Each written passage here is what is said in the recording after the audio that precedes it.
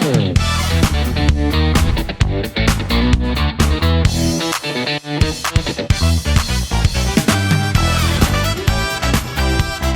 সঙ্গে আমরা কোথাও ঘুরতে যাই, তো আমরা বের হয়ে বললাম উত্তরা দেয়াবাড়ির দিকে, পেস্ট্রু রেলের পাশ দিয়ে।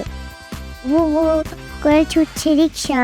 বাবার হাতটা শক্ত করে ধরে রেখেছিলাম, কি যে ভালো লাগছিল। দেখলে পারে পৌঁছে গেলাম।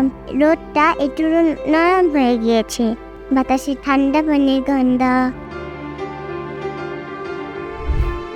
আমরা গিয়ে দুটো টিকিট কিনে ফেলেছি। আমরা টিকিট কিনে কোস্টারে ওঠা শুরু করলাম। এত ড্রাগন গোস্তা। বাবা বলল, চলো চান্স থাকলে চড়ে দেখি। আমি হেসে বললাম, চড়বই তো।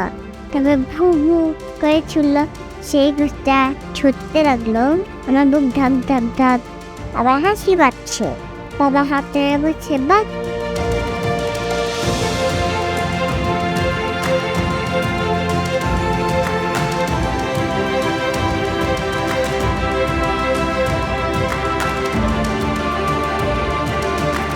তখন যখন সূর্য ঢলে গেল, অনুসন্ধানী হয়ে উঠল। বাবা হাতের হাত দিয়ে দিয়ে বাতাস লাগছিল, গাছের পাতাগুলো নড়ছিল। তারপর আমি ভাবছিলাম, আহা কত সুন্দর একটা দিন। আমি এখানে এসে খুব মজা করছে। হাঁটার কিছুটা জায়গা পেল এবং সে আনন্দে হাঁটল। আমি বললাম, বাবা আমার খিদে পেয়েছে, চল আমরা খেতে যাই। আমরা চলে গেলাম চিবাফন রেস্টুরেন্টে।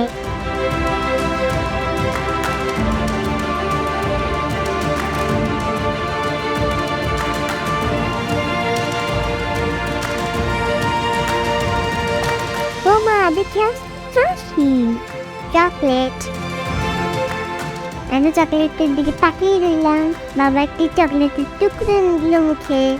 চকলেট না খেলে ঘোরা অসম্পূর্ণ থাকে।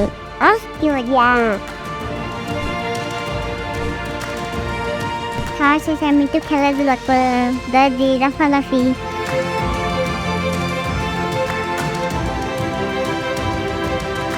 বাবা মাঝে মাঝে সে আমার কপালে চুম্মা দিচ্ছিল। বেশ খেলো, তবে ক্লান্ত হয়ে যেও না, যেমন তো আমরা রেস্টুরেন্ট করেছি। আমি বাবার গলা জোরে বললাম, আজকের দিনটা আমার সবচেয়ে প্রিয়।